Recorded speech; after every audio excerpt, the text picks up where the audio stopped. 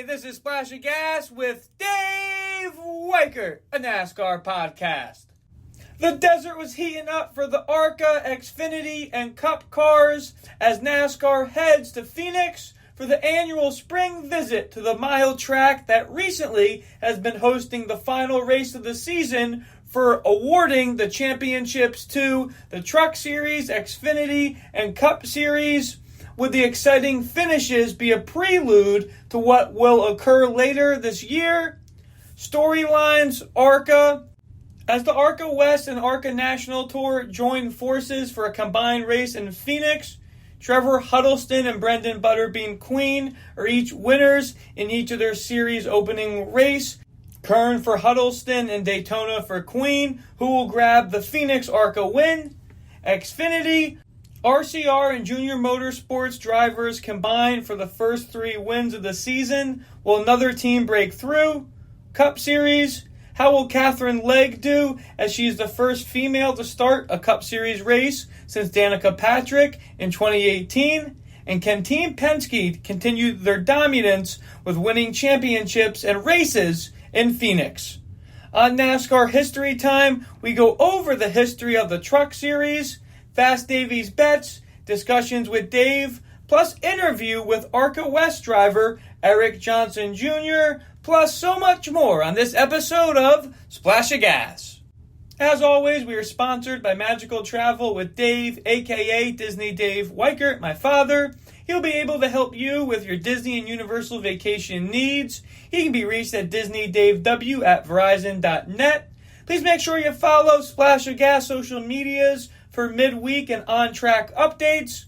Instagram and Facebook are both Splash of Gas with Dave Weicker. Now for the ARCA Series race recap from Phoenix. Just like Daytona, the rain again would find the track in Phoenix Friday afternoon, canceling the practice and qualifying for the ARCA Series. Unlike Daytona, though, all 34 drivers entered in Phoenix would be racing. Starting positions will be based off 2024 team points. Brent Cruz in the Joe Gibbs 18 would be on the pole. The 28 of Brendan Butterbean Queen, who won in Daytona, would early work his way up to the front. There would be a planned caution halfway through on lap 75 of the planned 150. Once restarted, Queen had control of the lead on the field as the laps counted down. On the final lap of the race, a wreck would occur, bringing out the yellow, and heartbreak for Butterbean, who thought he was going to walk off with another trophy. With the yellow, they would restart for a 1-lap shootout with Butterbean and Brent Cruz on the front row. Trayton Lapsevich would be hungry in third. The race would come down to the final restart.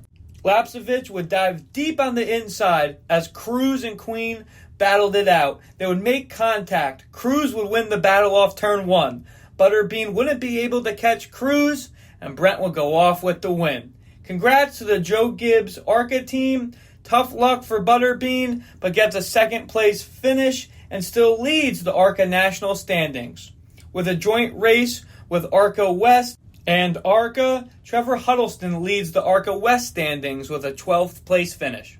Now for trivia time. This week's question is, we mentioned his name last week in NASCAR History Time.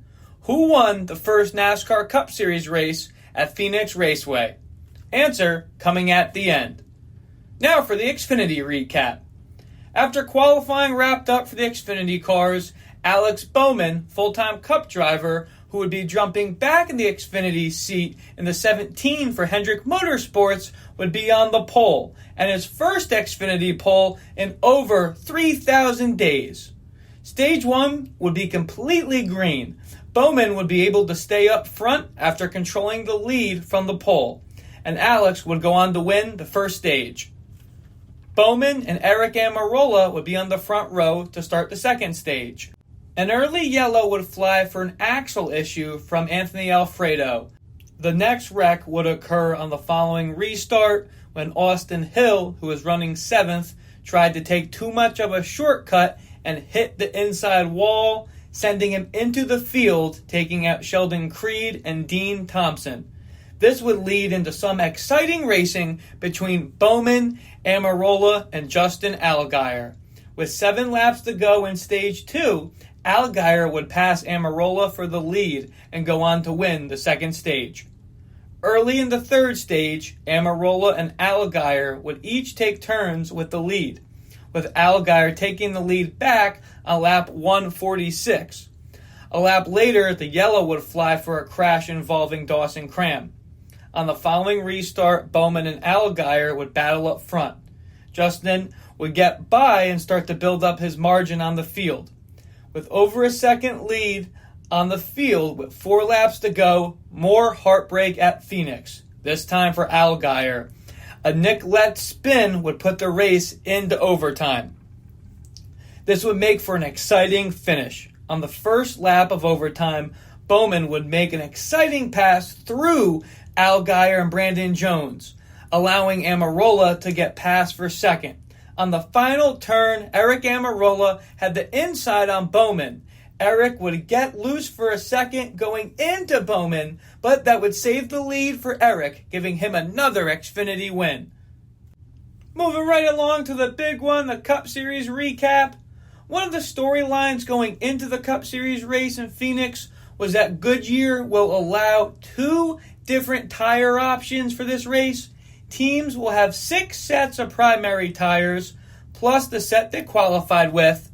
Additionally, they will have 2 sets of option tires for the 312-lap race. The primary tires, which feature yellow lettering on the sidewall, are faster over a longer distance. The option tires, which feature red lettering on the sidewall, provide more speed early in a run before wearing and becoming slower compared to the primary tire.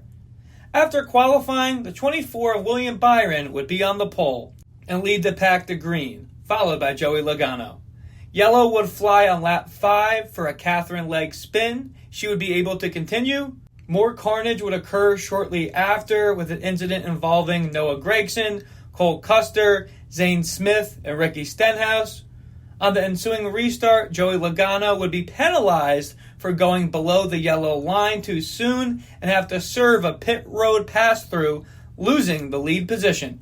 William Byron would take control of the lead. The rest of Stage 1 would stay green and be won by Byron. Ryan Preece was the first to put the option tires on. Preece started the race 28th, but finished Stage 1 in 3rd. William Byron and Tyler Reddick would restart the pack for Stage 2. By lap 86, Austin Cindric would take over the lead from Byron. 2 yellows would fly early in the second stage. The second one would be a big one involving Justin Haley, Chase Briscoe, Carson Hocevar, and 7 others. Christopher Bell would restart the field back to green. By lap 130, Joey Logano would take the lead back, but 48 laps later, C. Bell would take the lead from Logano and win Stage 2.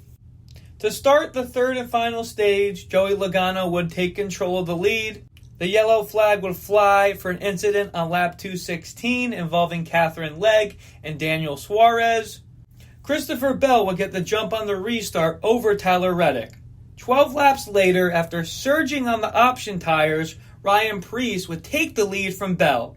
By lap 251, Preece would have a 2.7 second lead over Bell in second, as his crew chief would tell him to save his tires.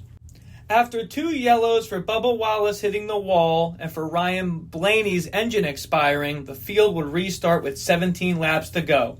Many would pit during the yellows for the option tires if they had any left. Teammates of Christopher Bell and Denny Hamlin would restart on the front row.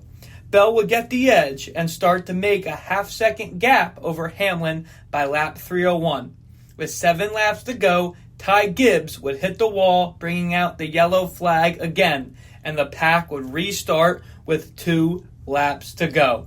Bell and Hamlin would be on the front row for what would be an exciting finish. On the final lap, Bell would get ahead of Hamlin in turn 1, but Hamlin would charge and lead after the second turn.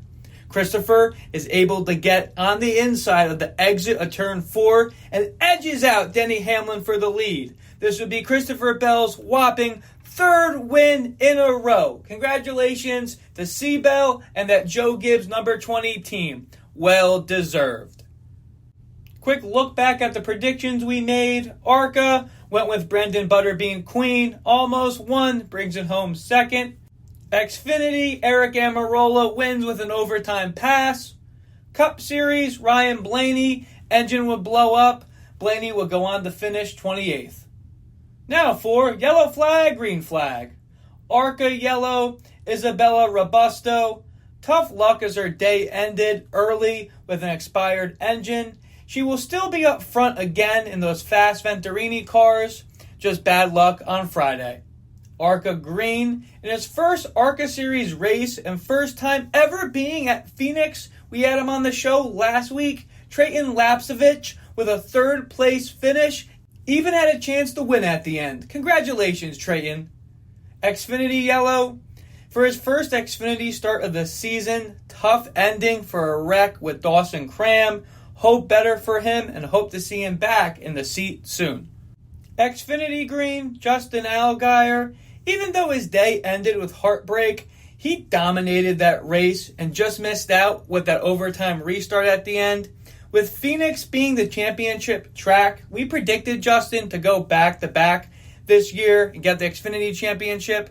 I think he showed that and truly made it look like he can do anything in that junior motorsports car. Cup Series yellow, Ty Gibbs. Was truly expecting much more from Ty Gibbs. Even so far in this season, a 25th place finish in Phoenix does not help. Can the young Gibbs turn it around? Cup Series green, 20 team for Joe Gibbs with Christopher Bell on an absolute tear, as we just mentioned, winning the last 3 Cup Series races in a row. And it's not just one type of tracks, but on a super speedway, road course, and 1 mile. What is next for Christopher Bell? Now for our driver spotlight segment. This week we have ARCA West driver Eric Johnson Jr., who just raced in Phoenix and brought it home 11th. Here's what Eric had to say. Hey Eric, thanks for joining the podcast again. Exciting show you and your fellow ARCA West and ARCA drivers put on Friday night. The first time you were making laps was when the green flag came out with the practice and qualifying getting rained out. Saw on your Instagram how bad the weather was. As a driver, does that change your mindset or strategy when not having a chance to test out the car and qualify?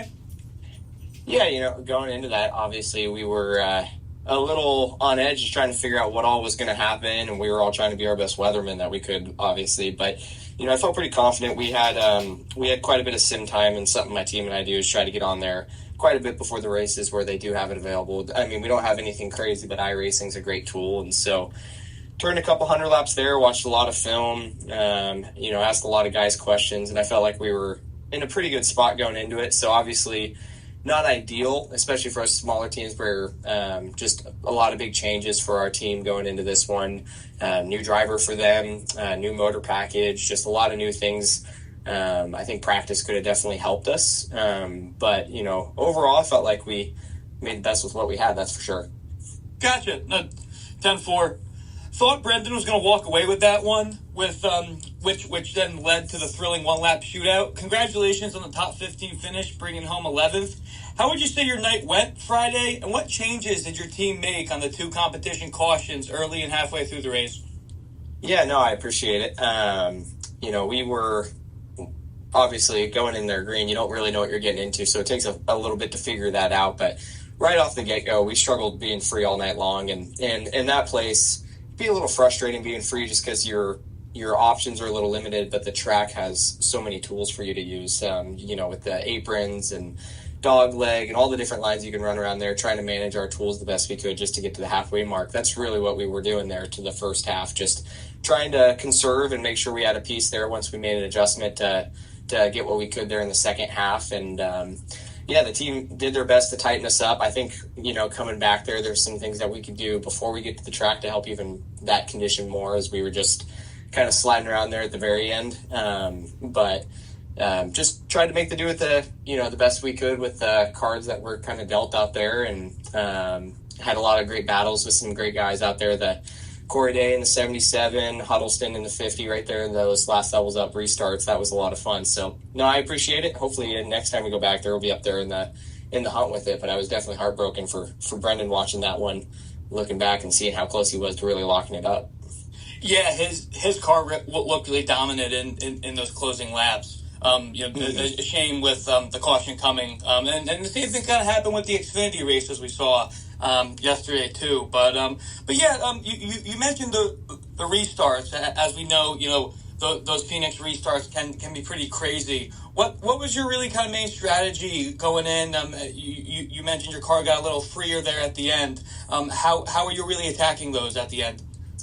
Yeah, I put a lot of effort into trying to get better at starts. It's just something that comes with experience, I think, and especially with my limited late model experience, there's just not much chances to get better at that. So when I go to somewhere like Phoenix, where you're going to be a little more prone to having those, it's definitely a really unique opportunity to try to capitalize on that. And so we had a few things in mind that we wanted to try and put them to the test, and I think that was something we all walked away feeling really good about was those final starts and even the initial. I think we fired off pretty good, picking up spots, and there in the end we're in a battle with Huddleston.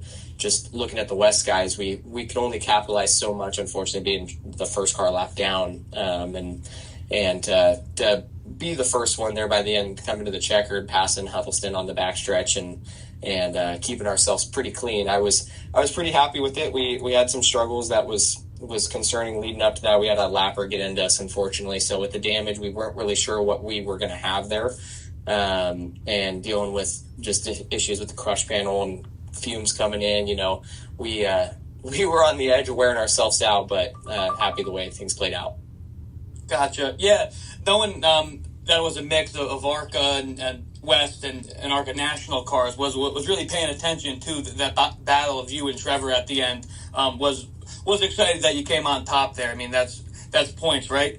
Going off that, after the first two races of the season with the 5th and 11th place finishes, you're currently 4th in the ARCA West standings. How do you feel going into the short track of Tucson in April? No, I think we're going to have a super fast Toyota Camry, that's for sure, going into that one. Our number 5 crew's done a great job so far, just trying to get me up to speed with their program, and obviously walking out of there with good points was a nice surprise as I climbed out of the car and looked up and really got the full picture. But sitting 4th, you look at that and then you look at the actual numbers, and it's almost a 3-way battle for second right now, and then Trevor with just a little lead. And it's exciting to be up there in that mix. I think we just got to stay focused and keep doing what we do, which is just putting clean races together and being there in the end.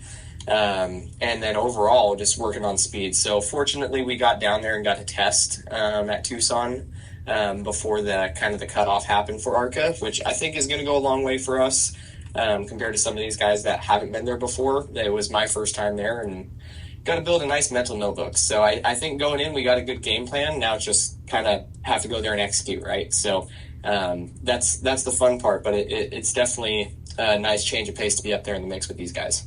Gotcha. Sounds like you have a good foundation to work on in Tucson. Yeah, really appreciate you calling in. Best of luck in Tucson in April, and we'll talk to you later in the season, all right? Yeah, appreciate you having me. Yep, see ya. Really appreciate Eric calling into the show again. Best of luck to him and the rest of the ARCA West season. I'm sure we'll have him on the show before the season ends. Now, moving right along to discussions with Dave. The big news from Phoenix: option or primary tires. As mentioned, the teams had 6 sets of primary tires plus the pair that they qualified with, and 2 sets of those well sought after liquid gold option tires. The primary tires, as we know, featured that yellow lettering, and the option tires had that red lettering. And the option tires, they provide more speed but wear out quicker compared to the primary tires. The key is when to know to use each tire, as we saw in Phoenix. When this race ended, I really thought it was so exciting of a race because the option tires were thrown in there. Yes, at the end of the day, the fastest car won, and that was Christopher Bell. But seeing Ryan Preece, Austin Dillon, go all the way up to the lead like that on those option tires, I really thought that was exciting, And sometimes in past Phoenix races, the racing can get just a little bit boring. And I really do not, NASCAR is not going to have 2 sets of tires for the championship. I could tell you that. But throwing in that second option tire and seeing those guys race up through the field, that made the race exciting. That had me glued to the screen. I know I was arguing with my dad right after the race. He thought having the 2 tires was not the smartest idea and took away from the race. I thought it added to it. There's obviously a big 2-sided argument on this one. Regardless of what side you stand on, this is great information and just great feedback in general for Goodyear, which had a tire dilemma on their hands after Bristol in the spring with all that tire wear. The option tire, yes, it was really cool to see those guys go fast, but I think what Goodyear is going to do, I think they're going to make the option tire just a shade stronger with the rubber, kind of in between what we have in the option and primary tire, and I think that will become the primary tire moving forward with Goodyear. But we will see. How many more 2-tire races will we have this season? Second topic on discussions with Dave this episode. A weird situation occurred in the Xfinity garage after their qualifying. Bad luck for Ryan Sieg would eventually turn into a top 5. After the Xfinity qualifying, Sieg would go into the garage. His teammate was in the original garage stall that he was in. Sieg went to the one on the far side, thinking it was theirs. Unfortunately, Sieg would hit a raised curb that was half an inch to an inch raised, but from the driver cockpit, he could not see, and he stoved in his front end of the car and would have to go to a backup car. Sieg was seen with his hands over his head getting out of the car, so upset. In the end, it really probably was the best for Ryan. His team gets that backup car ready, and he puts it in the top 10, finishing 4th. So, a lot of headache, obviously, with wrecking his car after qualifying in the garage. Such a weird scene. But at the end of the day, he secures the top 5, and that's some great points for him. Now for NASCAR history time. This week, we're going to go over the history of the NASCAR Truck Series. The idea for the Truck Series dates back to 1991. A group of SCORE off-road racers, Dick Lanford, Jimmy Smith, Jim Venable, and Frank Scoop Vessels, had concerns about desert racing future and decided to create a pavement truck racing series. They visited NASCAR's Western operations, Vice President Ken Clapp at the time, to promote the idea. Clapp then consulted with Bill France Jr. with it, but the plans fell apart. Afterwards, Clapp told the four to build a truck before NASCAR considered it. Bakersfield fabricator Gary Collins built a prototype truck, which was first shown off during Speed Weeks in 1994 at Daytona and was tested by truck owner Jim Smith around Daytona. The truck proved to be popular among fans, and NASCAR arranged a meeting in Burbank, California. The meeting ultimately led to the creation of the Super Truck Series. 4 demonstration races were held at Mesa Martin Raceway, Portland Speedway, Sega Speedway, and Tucson Raceway Park. Tucson held 4 events that winter, which were nationally televised during the Winter Heat Series coverage. The Craftsman brand served as the sponsor of the series on a 3-year deal, and the series was renamed Craftsman Truck Series in 1996. Even though it was a new series, it gained immediate support from many prominent Winston Cup Series teams and owners. Prominent Cup Series owners Richard Childress, Rick Hendrick, and Jack Roush owned truck teams. Top drivers such as Dale Earnhardt and Ernie Irvan also fielded trucks for others. The inaugural race, the Skull Bandit Cooper World Classic at Phoenix International Raceway, was held on February 5th. The race featured an event record crowd of 38,000 spectators.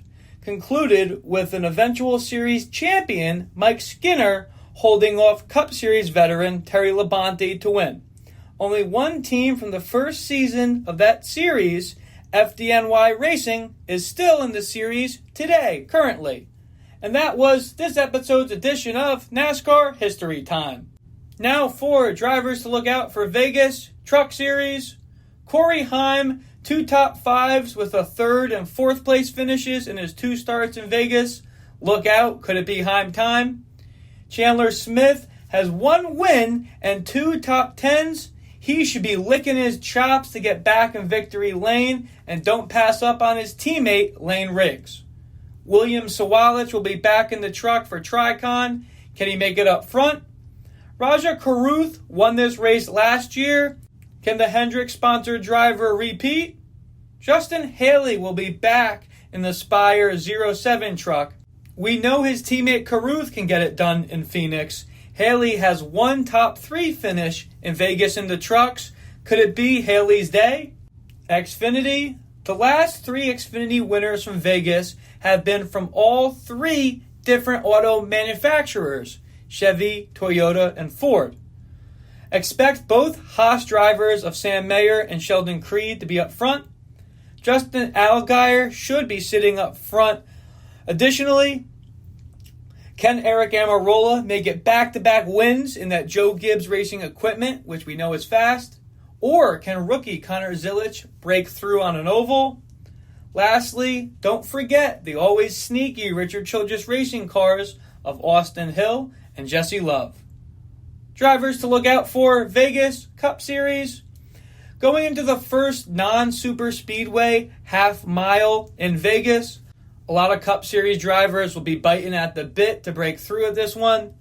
First look for the big dogs of Larson and Logano to have the best chances with each 3 wins in Vegas. Most recently for Joey last fall when his Vegas win punched his championship 4 ticket to Phoenix. Hendrick Motorsports drivers of William Byron and Alex Bowman should have solid chances as well, with each grabbing wins in Vegas previously.